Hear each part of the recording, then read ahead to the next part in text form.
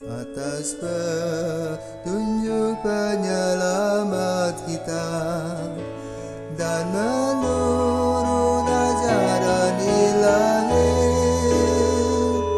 maka beranilah kita bernyanyi. Bapa kami yang ada di surga, dimuliakanlah namamu. Saudara-saudari yang terkasih di dalam Kristus, selamat pagi. Salam jumpa lagi dalam Sabda Siap Saji Sabtu 16 Oktober 2021. Marilah kita berdoa. Dalam nama Bapa, Putra, dan Roh Kudus. Amin. Allah Bapa sumber iman kami kepadamu. Berkenanlah menerima kami apa adanya, iman, harapan, kasih kami kepadamu, melalui Yesus Putramu terkasih, yang telah menjadi manusia, yang mengajarkan kepada kami jalan kebenaran dan hidup. Semoga kami terbuka mendengarkan sabdanya dan melaksanakan sabda itu dalam kehidupan kami sehari-hari, sehingga kami boleh merasa bahagia senantiasa dalam perjalanan menuju Engkau, kini dan sepanjang masa. Amin. Tuhan bersamamu dan bersama rohmu. Inilah Injil Yesus Kristus menurut Lukas. Dimuliakanlah Tuhan. Lukas bab 12 ayat 8 sampai dengan 12. Sekali peristiwa Yesus bersabda kepada murid-muridnya, "Barang siapa mengakui aku di depan manusia, akan diakui pula oleh Anak Manusia di depan para malaikat Allah. Setiap orang yang mengatakan sesuatu melawan Anak Manusia, ia akan diampuni. Tetapi barang siapa menghujat Roh Kudus, tidak akan diampuni. Apabila kalian dihadapkan kepada majelis atau pemerintah atau penguasa, janganlah kalian khawatir bagaimana dan apa yang harus kalian katakan untuk membela dirimu. Sebab pada saat itu juga Roh Kudus akan mengajarkan kepadamu apa yang harus kalian katakan." Demikianlah sabda Tuhan, terpujilah Kristus. Saudara-saudara yang terkasih di dalam Kristus, sejak kita kecil, kita selalu diajak untuk mengucapkan salam.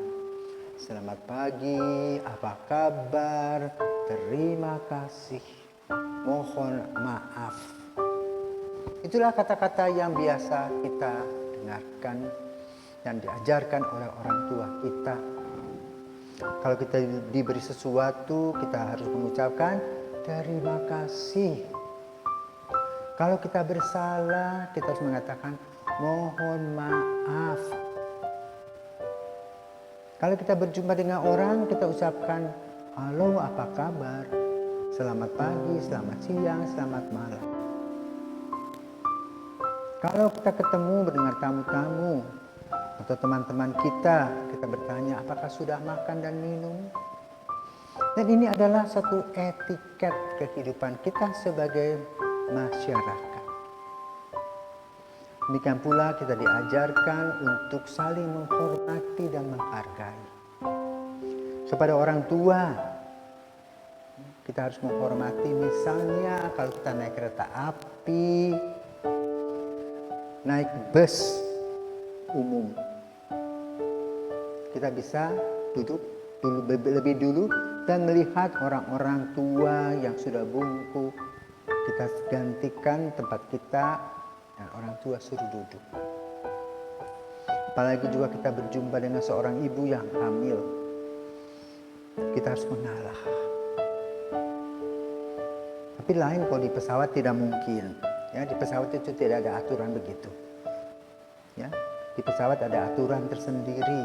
Ya, tapi biasanya orang tua-tua, kemudian orang yang hamil, anak-anak kecil biasanya masuk lebih dulu. Itulah etiket sosio kemasyarakatan. Yang ketiga, dalam praktek kita diajarkan untuk menghargai dan menghormati orang-orang yang lebih tua.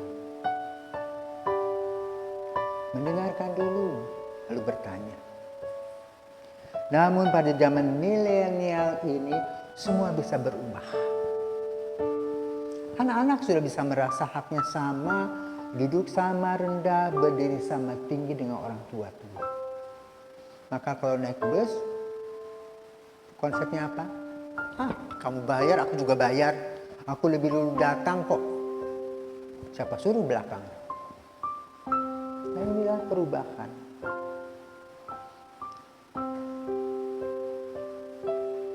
Diberi, kok hanya ini? Tidak ada yang lain. Itulah situasi. Maka saudaraku terkasih, hari ini Yesus juga memberikan pengarahan untuk menghargai. Yesus sebagai anak manusia boleh dikritik karena masih berdaging bertulang. Itulah bedanya dengan Roh Kudus. Roh Kudus tidak bisa dikritik karena dia sudah berbeda dengan situasi kita. Mengapa anak manusia boleh dikritik? Karena Yesus memang datang untuk mengalami diri sebagai manusia solider dengan manusia dan menjadi manusia, maka dia terima kritik-kritik yang membangun. Tapi kalau kita asal bunyi, Yesus juga tegur. Karena itu pelajaran etika harus terus dilaksanakan dalam hidup. Juga harus bisa membedakan saat sekarang misalnya ya. Kalau kita dulu masih offline, gereja dibuka, sekarang sudah mulai dibuka juga. Maka kita pergi ke gereja dengan pakaian yang bersih, necis. Tapi sekarang dengan live streaming, orang bisa saja dari tempat tidur langsung duduk di depan televisinya, di depan layarnya untuk ikut Ekaristi. Mungkin belum sikat gigi, belum mandi. Nah, hal ini perlu dipikirkan dan direnungkan makna dari Ekaristi itu sendiri. Jadi bukan nonton film, kan itu live streaming. Artinya langsung terjadi, sedang terjadi. Karena itu pemahaman ini penting. Mengkritik pun juga boleh, tapi juga di mana kita mengkritik, di mana kita mengungkapkan pendapat-pendapat kita. Karena itu pada hari ini kita diajak kembali untuk melihat sikap kita kepada anak manusia, kepada Yesus. Bagaimana sikap kita? Apakah kita ada penghargaan, penghormatan? Sama seperti kepada orang tua, nenek kakek kita, orang tua kita. Apakah kita juga menghargai mereka? Karena kalau kita tidak menghargai mereka pada waktunya, kita tua, anak-anak muda pun tidak akan menghargai kita. Hukum ini sebab akibat. Maka Yesus mengingatkan agar kita selalu bijaksana. Agar kita senantiasa siap sedia menghargai dan menghormati. Dengan penghargaan dan penghormatan tadi, maka kita akan mendapat banyak berkat. Terutama bila kita mendengarkan suara Roh Kudus dalam kehidupan dan langkah-langkah kita. Selamat berdoa, selamat mendengarkan pesan-pesan Roh Kudus dalam hidup kita, sehingga kita boleh bersukacita mengikuti Yesus Sang Juru Selamat Allah yang telah menjadi manusia. Selamat dan salam